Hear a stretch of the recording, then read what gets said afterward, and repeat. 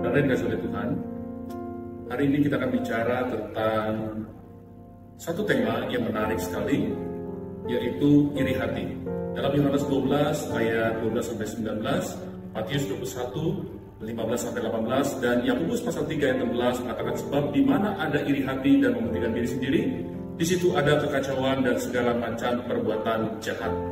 Nah, kalau kita lihat latar belakangnya, ini adalah sebuah iri hati dari orang Yahudi, yaitu secara khusus para tokoh pemimpin rohani, yaitu orang-orang Farisi, para ahli Taurat.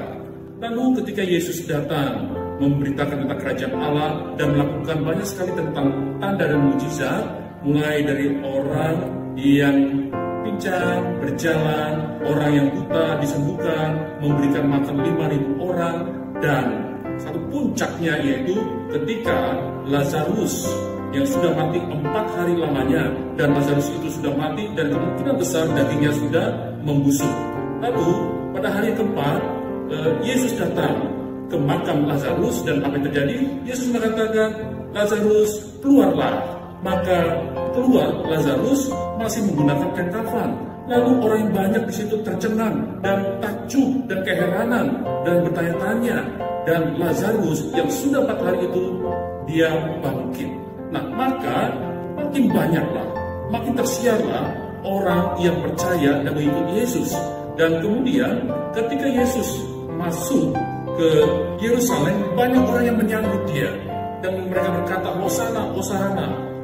Ini yang membuat orang Farisi, ahli Taurat, iri hati mengikut Yesus bertambah banyak. Nah, sikap iri hati ini sebenarnya berangkat dari rasa ketidakpuasan diri saat membandingkan diri sendiri dengan keberadaan orang lain.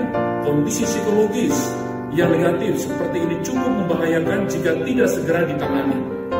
Nah, iri hati itu didefinisikan sebagai tidak senang atas keunggulan orang lain, atas dirinya sendiri. Iri hati bukan keinginan untuk memacu, mengembangkan diri, dan iri hati itu mengakibatkan seseorang melakukan hal yang jahat, dan iri hati bukanlah hal yang sepele. Jika iri hati ini dibiarkan, maka akan timbul kebencian, dan jika kebencian ini memuncak, bisa menjadi sesuatu terjadi pembunuhan, baik pembunuhan karakter maupun pembunuhan secara fisik. Seorang bapak gereja yang bernama Thomas Aquinas mengatakan, iri hati adalah bapak dari dosa yang dapat melahirkan dosa-dosa yang lain, bisa pembunuhan dan bisa sesuatu hal yang sangat fatal. Akibat dari iri hati ini adalah, pertama, kebencian membuat orang lain menjadi lawannya yang harus disingkirkan, yang harus dimusnahkan. Kedua, gagal melihat diri sendiri dan tidak bisa merefleksikan diri sendiri seperti orang Farisi dan ahli Taurat. Kemudian yang ketiga, dampaknya adalah kebencian yang memuncak, yang membuat gelap mata, tidak bisa melihat kebaikan Tuhan, dan tidak bisa mengucap syukur, dan yang ada adalah bagaimana menghabisi lawannya. Nah, jemaat yang terkasih dalam Kristus, jangan ada iri hati dalam hidup kita, karena iri hati itu adalah dosa yang punya konsekuensi yang luas dan akibatnya sangat fatal.